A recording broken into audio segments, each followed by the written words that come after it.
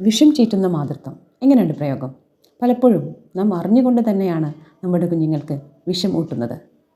എന്ത് കൊടുക്കണം, എങ്ങനെ കൊടുക്കണം എന്നത് ഒരു അറിവുമില്ലാതായിരിക്കുന്നു. 4 കുട്ടികളുടെ ഉമ്മ ആയതുകൊണ്ട് തന്നെ ഞാൻ അതിനെക്കുറിച്ച് എപ്പോഴും ചിന്തിക്കാറുണ്ട്. സിന്തറ്റിക് ഫുഡും ഫാസ്റ്റ് ഫുഡൊക്കെ വാങ്ങിക്കൊടുക്കുമ്പോൾ പേടിയാണെന്ന് പറയുന്നത് പോലെ തന്നെ എനിക്ക് ചോറ് കൊടുക്കാൻ പോലും ഭയമാണ്. കാരണം പല ഫുഡിലും ഹെൽത്തി ഫുഡാണെന്ന് നാം വിചാരിച്ച് കൊടുക്കുന്ന പലതിലും ട്രാൻസ് ഫാറ്റും മെർക്കുറിയും BPAയും സോഡിയം നൈട്രേറ്റും തുടങ്ങിയ ഒട്ടനവധി കണ്ടൻസ് വരുന്നുണ്ട്. അത് കുട്ടികൾക്ക് സ്ലോ പോയ്സണിങ് ആയിട്ട് പ്രവർത്തിക്കുന്നുണ്ടാവും. പക്ഷെ നിവൃത്തിയില്ല. എല്ലാതും വീട്ടിലുണ്ടാക്കൽ പോസിബിളായിട്ടുള്ള കാര്യമൊന്നുമല്ല.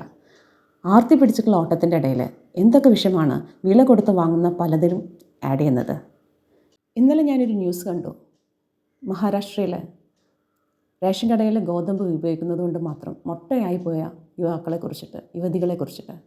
ഞാനും റേഷൻ കടയത്തെ ഫുഡ് തന്നെയാണ് കഴിക്കുന്നത്. അപ്പോൾ പണ്ടെപ്പോഴും വന്നിട്ടുള്ള ഈ ഒരു ചിന്ത വീണ്ടും മനസ്സിലേക്ക് വന്ന് വിഷം ചീറ്റുന്ന മാതൃത്വം. ഒരു കുടം വെള്ളുള്ളി നന്നാക്കുന്ന ലാഘവത്തോടെയാണ് ഓരോ ഹോസ്പിറ്റലിലും സിസേറിയന് പ്രിഫർ ചെയ്യുന്നത്. പലതും കണ്ടും കേട്ടും അനുഭവിച്ചും നമ്മുടെ ഉള്ളിൽ നെഗറ്റിവിറ്റി നിറയുന്നുണ്ടെങ്കിൽ അത് നമ്മൾ മാത്രമാണോ കാരണക്കാർ? ഈ സമൂഹം അതിന് കാരണമല്ലേ?